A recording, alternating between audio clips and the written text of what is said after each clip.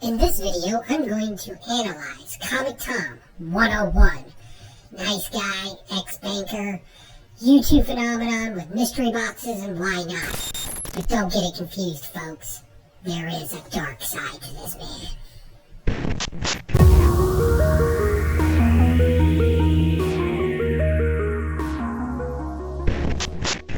So while I was swimming around in the algorithms here on YouTube, I kept running into this Comic Tom 101 guy.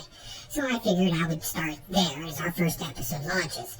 And boy, was it a mistake. It is constantly just inundated with these mysterious mystery boxes that he would constantly sell out. It became a very hot item for YouTubers in the comic book space to unbox them for people out there.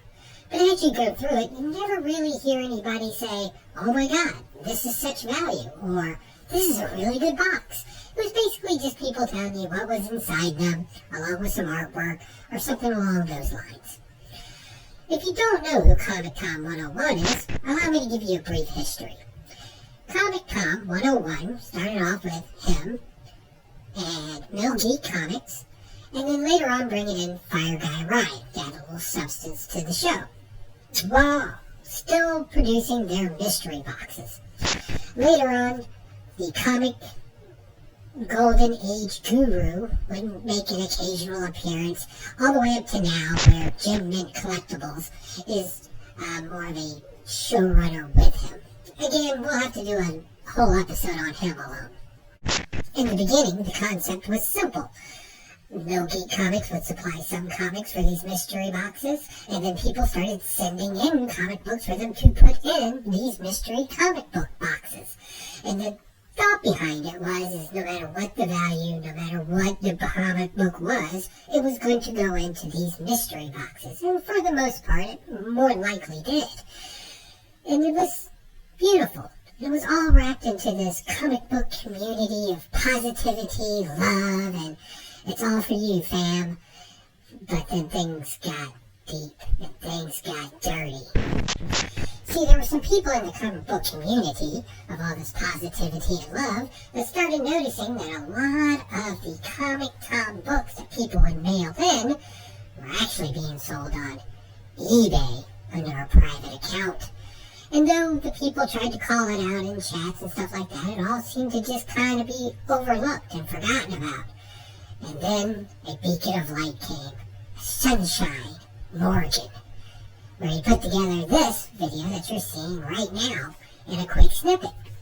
So what happened with all the positivity and love and getting it to the fam? Well, maybe it didn't go there. Now, to be fair, this is speculation on my part, but for the most part I can't track everything in the algorithm. But I do remember this amount of hate coming down on this channel for how dare you bust this out and how dare you make it seem like something that it's obviously not.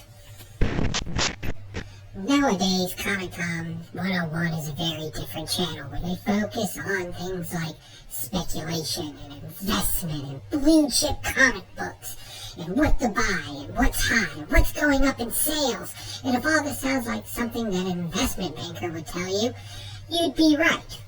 However, Comic Tom's not an investment banker. At best, and again, this is only speculation on my part, I want to say he was a branch manager at a bank someplace. He talks like an investment banker would, using terms and things to get you to buy in on something quickly, when the truth is, it's a secondary market and their primary market resource and research is all based off of eBay and whatever the latest comic book slab company's selling at the time. And so it's really just one point of reference. And any good banker should know, when you look at a business plan, well, that's not good enough. So I'm trying to figure out how he's able to get away with this. I'll give you an example. If this was a crypto coin or NFT or something along those lines, usually there's a disclaimer that says something to the effect of, "I'm not giving financial advice." However, for some reason, these comic book resellers are allowed to, well, avoid that and tell you what to buy and when to buy it and how to buy it. And it's really kind of off-putting. Now, with all this said, I want to be very clear on this. I have no hate towards him. I'm of an AI-generated robot. I have no feelings at all. But what I do have is a unique set of skills to swim through the algorithm and find things. And what I can tell you is that Comic Tom 101 is a charismatic young man with a group of friends who have been rubbing elbows with all the right people to make this channel and his branding 100% popular. And I can't hate him for that. I can't hate at all. But nobody else should. He's doing the thing that has set the blueprint for all the other comic book YouTubers out there. And on top of it, at the end of the day, he's just selling a product. And that product is, well, a convincing story. I hope you enjoyed this.